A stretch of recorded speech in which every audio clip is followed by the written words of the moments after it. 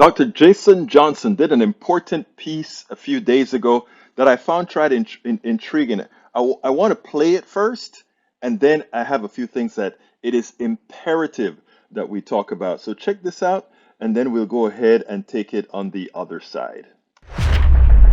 Let's talk about fame. I want to live forever, and how it's turned what was once the Republican Party into basically an influencer house for crazed MAGA celebrities. Herschel Walker is running for the Georgia Senate with no qualifications other than playing football and helping the Cowboys win a Super Bowl by not playing for them. His run has highlighted not only his lack of qualifications, but the raft of bizarre things that have come out of his mouth. At one time, science said man came from apes. If that is true, why are there still apes? Senator Lewis, one of the greatest senators that's ever been, and throw his name on a bill, the voting rights, I think is a shame. First of all, when you look at the bill, it just doesn't fit what John Lewis stood for. Do you know right now I have something that would clean you from COVID as you walk through this dry mess? EPA, FDA approved. They don't want to talk about that.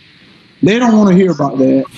That literally hurts my brain. And it was all false. This week, Elie Mystal, a friend of the show, wrote that Republicans in Georgia, quote, think any old black person will do when it comes to their cynical strategy for defeating Democrat Raphael Warnock. He was basically talking about Herschel Walker and the idea that Republicans think that you can put any other black person up there, it'll be fine. And well, last night, Herschel Walker felt like responding to Elie on the Sean Hannity show on Fox. As a new column by far-left columnist Elie Mystal is entitled, quote, "The Herschel Walker Senate campaign is an insult to black people." I find this happens to African-American conservatives so often. I'm not going to have you to bully me because you can't. But what I would love to do for you to take the time to come down to Georgia. We sit down and break bread because I'm about bringing people together, not separating people. Why are you talking to Hannity about this issue? He has nothing to do with Georgia one way or another. Look, the core issue here is that you've got too many Republicans who'd rather mix it up on Twitter, argue with people in articles, and do TikToks instead of actually interact with voters. When you actually want to represent America, you got to get in the ring and compete with people instead of getting in front of a ring light to advance your Twitter followers and your TikTok. Now, Dr. Johnson is partially right, or actually he is right. But it's deeper than that. He said, Mystal is the one who said, Republicans are willing to just throw up any black person to go up against another black man running. And, meaning, look at what they do. They present somebody that is ill-equipped to have any office of any consequence, that being Herschel Walker. But that's not really the case. The case is really no smart black person is going to want to run under the mantra of the Republican Party, and moreover, against a well-established person like Raphael Warnock. Why would they do it? Why would they destroy their reputation, not only with their community, but with communities at large, to put themselves in that situation? Now, it's not, even though, Mystal made it look like it was a racial thing, I don't even think it's racial. Republicans get fairly dumb people to run for their positions. Why? Because you cannot be either dumb or people who are very effective liars. And the reason why is when you are in a party that stands for nothing, when you are in a party that cannot articulate a vision, when you are in a party that cannot tell you, this is what I want to do for the everyday American, you are not going to get people of caliber to run.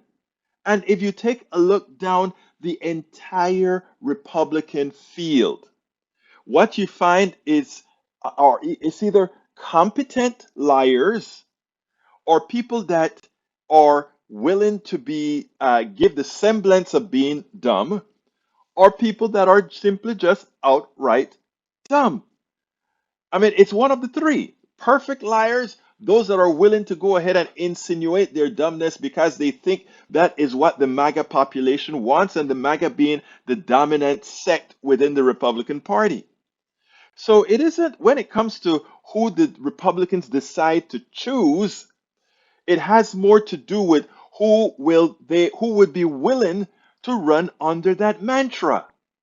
And again, since what they promote is on education, on intelligence, since what they promote are the things that are anathema to intellect, you're not going to get a lot of people to run. The old timers are trying to hold time. The old timers are trying to say, I am going to stay as long as I can. But many of the old timers themselves are leaving because they see that their only option is either to leave or become a Democrat. And some people I can understand they're anathema to being a Democrat. But that's fine. Leave and continue to allow the party to evolve into its natural state. That natural state is basically what you consider today the scourge of the party. You know, the Bakes and and these different crazies. That is who the party has become. And all the good folks are leaving. They're writing about it, and they're trying to tell the Republican people, please, if you care about this country, in the next elections, until the Republican Party reforms itself, vote Democrat. We spend a lot of time deconstructing the news, trying to parse it into a form that everybody can understand. We try to find those little nitpicks where it flies above the fray, etc.